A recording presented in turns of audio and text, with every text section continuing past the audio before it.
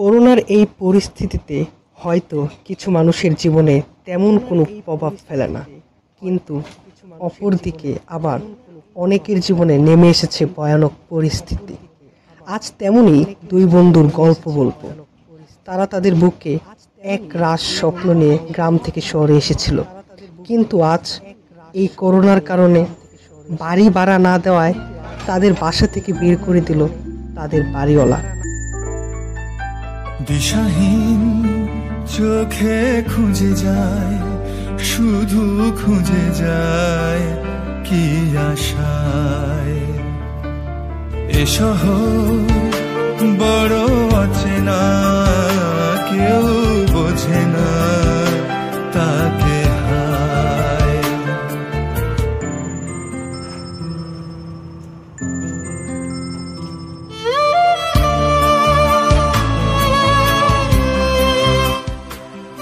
দোস্ত, অনেকক্ষণ তো হাঁটলাম, অনেক ঘোরাঘুরি তো করলাম, এখন তো খিদা লাগছে।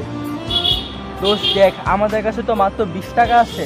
এই 20 টাকা যদি খেয়ে ফেলি তাহলে তো বাসে যেতে পারবো না। কি যে করা যায়? আচ্ছা চল দেখি কি করা যায়, চল। ভালো লাগে না মায়াহীন। দোস্ত আর তো পারতেছি না, খিদা তো প্রচুর লাগছে। দেখ এনে কোনোখানে দোকান আছে নাকি? আচ্ছা চল দেখি, সামনে মেবি একটা চাল দোকান আছে, সেখানে যাই কিছু খাই, চল। বোবা কন্যা দিশাহীন চোখে খুঁজে যায়, শুধু খুঁজে যায় কি আশায়। এ শহর বড় অচেনা, কেউ বোঝে না তাকে হায়। জেগে থাকে মন, চেনা নামে তার, জেগে থাকে মন, চেনা নামে তার, কেন আর ডাকে না মা।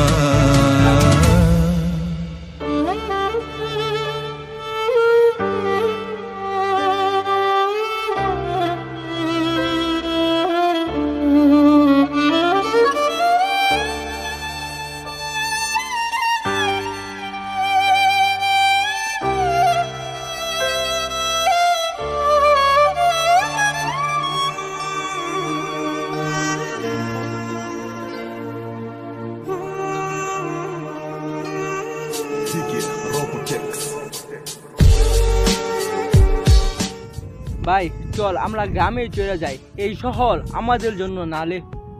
ভাই তোমার কাছে না টাকা ছিল না? জানোস আজকে আমি আমার সেই একমাত্র শখের ফোনটা বিক্রি করে দিচ্ছি, তো আমাদের কাছে কিছু টাকা আছে, গ্রামে যেতে পারবো। চল আমরা গ্রামেই চলে যাই, এই শহর আমাদের জন্য না। তুমি তোমার শখের ফোন বিক্রি করে দিছো? দেখ, আমরা যদি বেঁচে থাকি আমার শখ আরও পূরণ করতে পারবো, কিন্তু এই অবস্থায় বেঁচে থাকা সম্ভব না রে। চল আমরা গ্রামেই চলে যাই, চলো।